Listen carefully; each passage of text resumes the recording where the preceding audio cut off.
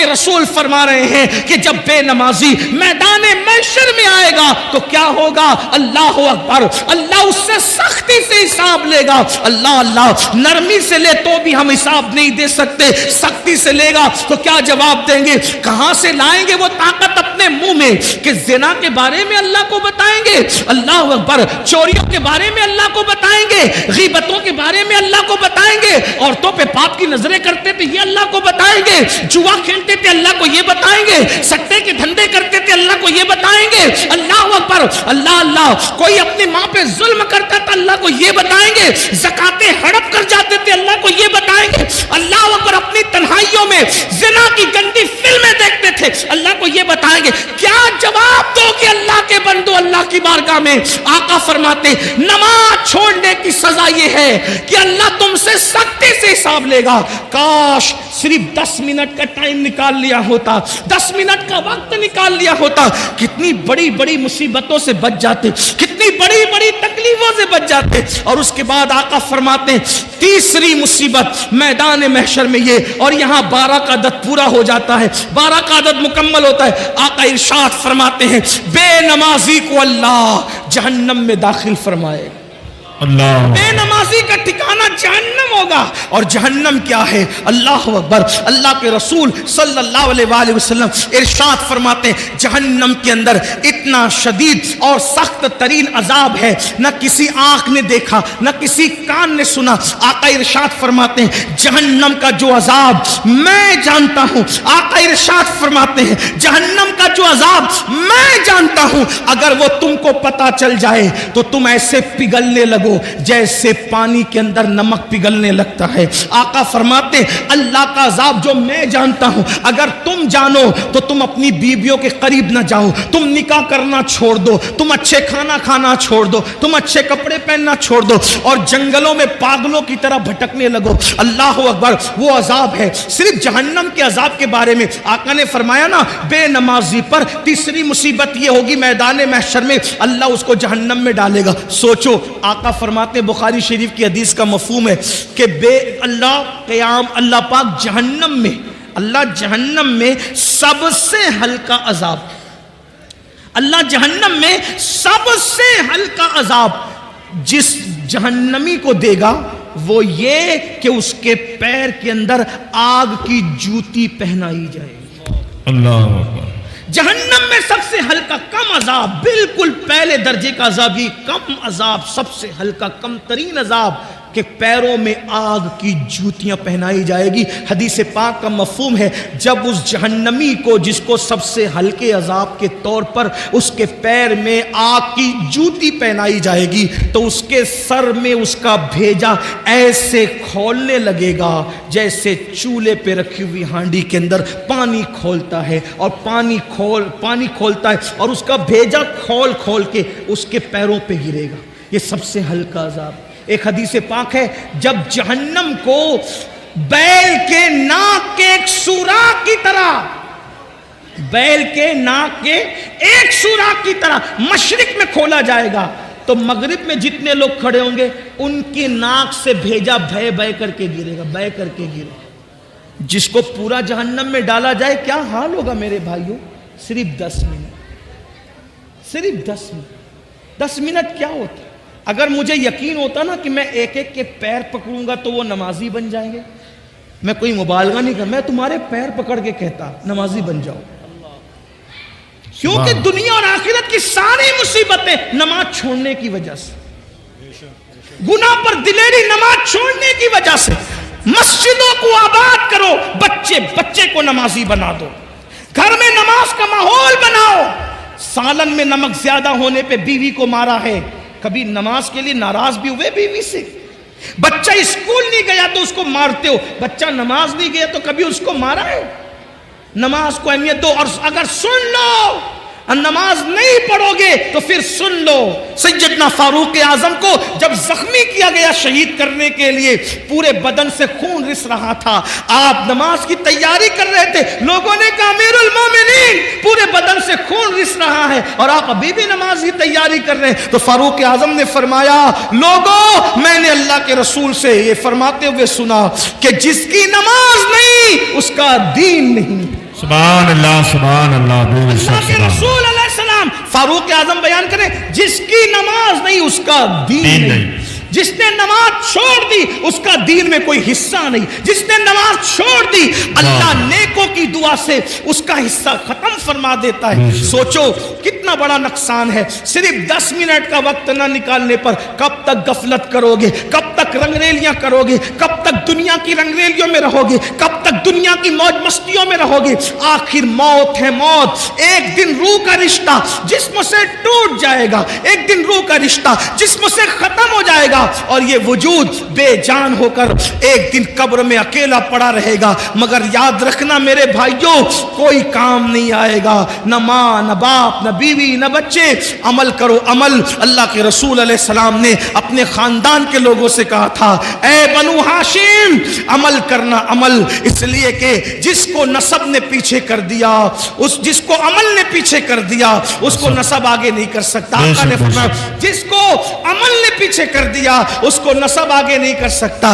ایسا نہ ہو کہ لوگ عمل لائیں اور تم صرف نسب لے کر آؤ۔ اللہ اللہ بنو ہاشم نے پھر حضور کی بات پر اتنا عمل کیا کہ ہر دور میں سب سے زیادہ اگر بعمل کوئی دیکھا گیا تو نبی کا گھرانہ دیکھا گیا۔ سیدہ فاطمہ الزہرا کو دیکھو، سیدہ فاطمہ الزہرا کو دیکھو، نبی کی سگی شہزادی ہے، لوگ سوتے ہیں فاطمہ الزہرا ایک ایک سجدے میں پوری رات گزار دیتی ہے۔ پھر اس کے بعد آپ دیکھو اما عائشہ صدیقہ رسول اللہ کی پیاری زوجہ ہے، اللہ اللہ جب راتوں کو عبادت کے لیے کھڑی ہوتی تو جہنم کے عذاب کو یاد کر کے اتنا روتی کہ صبح کو آپ کا دوپٹہ ایسے نچوڑا جاتا جیسے دھو کر پانی نچوڑتے ہیں، ویسے اما عائشہ کے آنسو نچوڑے جاتے، اتنا روتی تھی رسول اللہ کی پیاری زوجہ ہے۔ اس کے بعد امام حسن کو دیکھ لیں، امام حسین کو دیکھ لیں، مولا علی کو دیکھ لیں، غوث پاک کو دیکھیں۔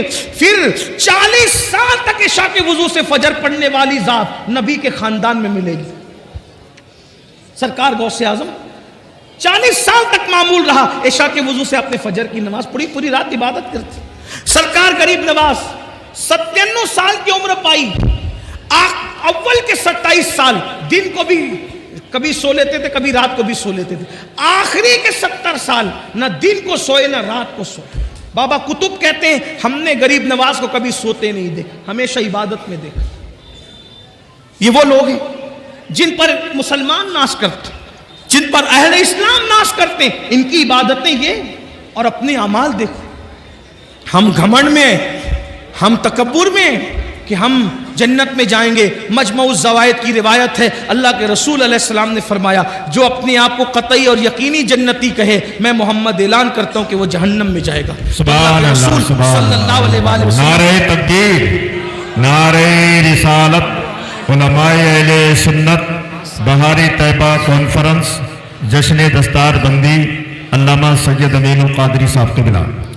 اللہ کے رسول صلی اللہ علیہ وآلہ وسلم نے فرمایا بے نمازی کو تیسری مصیبت میدان محشر میں آئے گی کہ اللہ اس کو جہنم میں ڈالے گا، اس کا ٹھکانہ جہنم ہوگا۔ نہیں برداشت کر سکتے جہنم کی آگ کو، جہنم کی جب آگ جلتی ہے نا، آگ جو جلتی ہے اس میں روشنی ہوتی، جہنم کی آگ میں روشنی بھی نہیں ہے، اندھیرا ہی اندھیرا ہے، تاریکی ہی تاریکی۔ اور اللہ کے رسول صلی اللہ علیہ وآلہ وسلم فرماتے ہیں دنیا کی آگ سے 70 درجہ زیادہ، 70 درجہ دنیا کی آگ سے 70 درجہ زیادہ جہنم کی آگ ہے۔ اور یہ جہنم کی آگ کیا ہے؟ علامہ فقی ابو اللہ سمرقندی رحمت اللہ علیہ لکھتے ہیں یہ آگ کے بارے میں کہ جب دنیا کے اندر آگ لانا ہوا تو 70 مرتبہ رحمت کے پانی سے جہنم کی آگ کو دھویا گیا اور پھر آگ لے کر کے ایک پہاڑ پہ رکھی گئی۔ جب وہ آگ پہاڑ پہ رکھی گئی تو پہاڑ جل گیا اور وہ آگ جہاں سے آئی تھی جہنم سے واپس چلی گئی۔ وہ آ کر پہاڑ کو جلا کر واپس گئی، یہاں رہ نہیں گئی، آ کر پہاڑ کو جلا کے واپس گئی تو پھر پتھروں میں اور لکڑیوں میں آگ پیدا ہو گئی۔ آپ بتائیں 70 بار رحمت کے پانی سے دھل کر کسی پہاڑ پر پڑ جائے تو اس آگ کی حرارت اور تپش کا یہ عالم ہے، تو وہ جو جہنم کی ڈائریکٹ آگ اس دنیا کی آگ سے 69 درجہ زیادہ وہ آگ ہے۔ اور پھر وہاں کیا ہے؟ صرف آگ ہی نہیں ہے، بلکہ اللہ کے رسول علیہ السلام فرماتے ہیں وہاں جہنمیوں کا کھولتا کھولتا پیپ ہے جسے آب حمیم کہا جاتا ہے۔ جہنم کا کھولتا ہوا پیپ ہے، پیپ، وہ جہنمیوں کو پلایا جائے گا، تھوڑ کھلایا جائے گا۔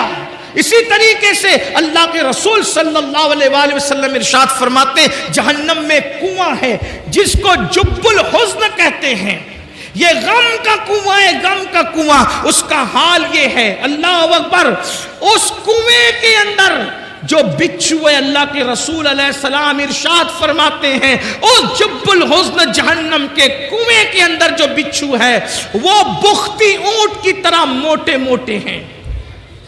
اور وہ کس کے لیے؟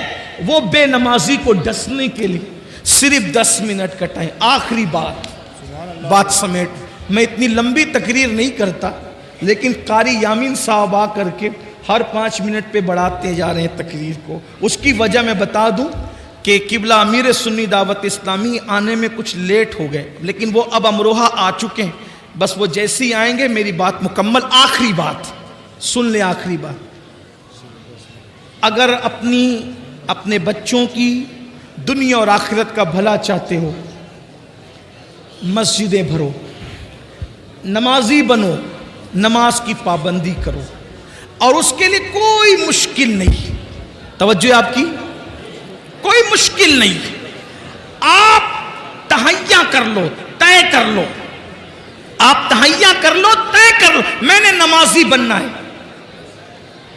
آپ جب دل میں پکا ارادہ کر لو گے کہ میں نے نمازی بننا ہے، ایک وقت تو تم پکا ارادہ کرو، اللہ پاک اپنے بندوں کے ساتھ گمان کے ساتھ فیصلہ فرماتا ہے۔ بندہ جیسا گمان کرتا ہے اللہ اس کے مطابق فیصلہ فرماتا ہے۔ اگر میرا اللہ چاہے تو بشر حافی کو بغداد کے شراب خانے سے اٹھا کر کے مسجد کی کبوتری بنا دیتا ہے، کعبے کا مجاور بنا دیتا ہے۔ اس لیے بندہ کوشش کرے، اللہ ارشاد فرماتا ہے والذین جاہدوا فینا لنہدینہم سبلنا، جو ہماری راہ میں کوشش کرتے ہیں ہم ان کے لیے راستے پیدا کر دیتے ہیں۔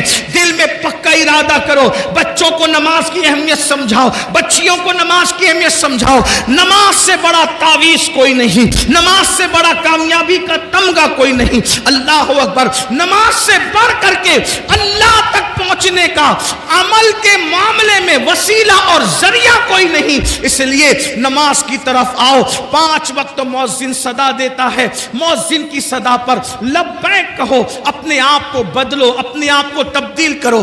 نماز پڑھنے سے اتنی مصیبتوں سے بچو گے، اور سب سے بڑی بات انشاءاللہ جب نمازی بن جاؤ گے تو دل کے اندر گناہ کی نفرت پیدا ہوگی، دل کے اندر گناہ کی نفرت پیدا ہوگی، گناہ کے ماحول سے نکلو گے، نیکیوں کے ماحول کی طرف آؤ گے، انشاءاللہ یہاں بھی کامیابی ہوگی، وہاں بھی کامیابی ہوگی۔ ہر باپ چاہتا ہے میرا بچہ سدھر جائے۔ اللہ کے رسول علیہ السلام کے ظاہری دور میں ایک جوان کی شکایت لوگوں نے کی، یا رسول اللہ یہ جو جوان ہے نا میرے آقا، گناہ کرتا ہے، برائی کرتا ہے، ناجائز و حرام کام کرتا ہے۔ اللہ کے رسول نے فرمایا کیا یہ نماز بھی پڑھتا ہے؟ کیا یہ نماز بھی پڑھتا ہے؟ صحابہ نے عرض کی ہاں آقا وہ نماز بھی پڑھتا ہے۔ سرکار نے ارشاد فرمایا صلی اللہ علیہ وآلہ وسلم اگر یہ نماز پڑھتا ہے تو انشاءاللہ ایک دن اس کی نماز اس کو گناہ سے روک لے گی۔ چند دن بھی نہ گزرے تھے کہ وہ بندہ نماز کی برکت سے گناہ سے رک گیا۔ فاروق اعظم کے دور کا واقعہ ہے، ایک نوجوان ایک لڑکی پر فریبتہ ہو گیا، ایک نوجوان ایک لڑکی پر عاشق ہو گیا، اس لڑکی سے آنکھیں چار ہوئی، اس نے اس لڑکی سے کہا اے لڑکی میں تجھ سے محبت کرتا ہوں، تجھ سے پیار کرتا ہوں، کیا تو میرے ساتھ شادی کرے گی؟ اس لڑکی نے کہا کیوں نہیں، بالکل کریں گے، آپ ہم سے محبت کرتے ہیں، ہم آپ کے ساتھ ساتھ شادی کرنے کے لیے تیار ہے، لیکن ایک شرط ہے۔ لڑکے نے کہا کیا شرط ہے؟ لڑکی نے کہا امیر المومنین سیدنا فاروق اعظم کی اقتدا میں 40 دن تک کے تمہیں نماز با جماعت ادا کرنا ہے۔ اگر تم 40 دن تک با جماعت نماز پڑھو گے تو انشاءاللہ ہم شادی کے بارے میں سوچیں گے کیا ہوا، ایک دن 2 دن مرتا کیا نہ کرتا نماز پڑھنے کے لیے مسجد نبوی جا رہا ہے، فاروق اعظم کے پیچھے نماز پڑھ رہا ہے۔ 1 ہفتہ 2 ہفتہ 3 ہفتہ گزرے، جب 40 دن قریب گزرنے لگے تو لڑکی نے اپنی کنیز سے کہا کیا حال ہے اس عاشق آوارہ کا جو ہمیں شادی کا آفر دے رہا تھا؟ اس کی کنیز نے کہا وہ تو بڑی نظریں نیچی کر کے چلنے لگا۔ کہا ذرا چیک تو کرو کیا ہوا۔ جب اس لڑکی کی کنیز اس لڑکے کے پاس گئی، کہا آپ نے تو میری ملکہ سے شادی کا آفر کیا تھا اور اس نے 40 دن تک نماز کا لیے کہا تھا، بتائیں کیا خیال ہے؟ تو اس نوجوان نے کہا اب ہم شادی کے بارے میں سوچتے ہی نہیں ہیں، اس لیے کہ جب تک دل میں یار نہیں بسا تھا دل ادھر ادھر آوارگی کرتا تھا، یار کا پیار دل میں بس گیا ہے، اب کسی کی گنجائش ہی باقی نہیں رہ گئی ہے۔ تو یہ نماز کی برکت ہے۔ قرآن کہتا ہے ان الصلاۃ تنہا عن الفحشاء والمنکر، بے شک نماز ہر برائی سے ہر بے حیائی سے روک لیتی ہے۔ اپنے بچوں کو سدھارنے والوں، بچے تعویذ سے نہیں سدھریں گے۔ اپنے بچوں کو سدھارنے والوں، بچے مار پیٹ سے نہیں سدھریں گے۔ اپنے بچوں کو سدھارنے کا خواب دیکھنے والوں، گالی گلوچ سے بچے نہیں سدھریں گے۔ قرآن نے کتنا خوبصورت قانون دیا۔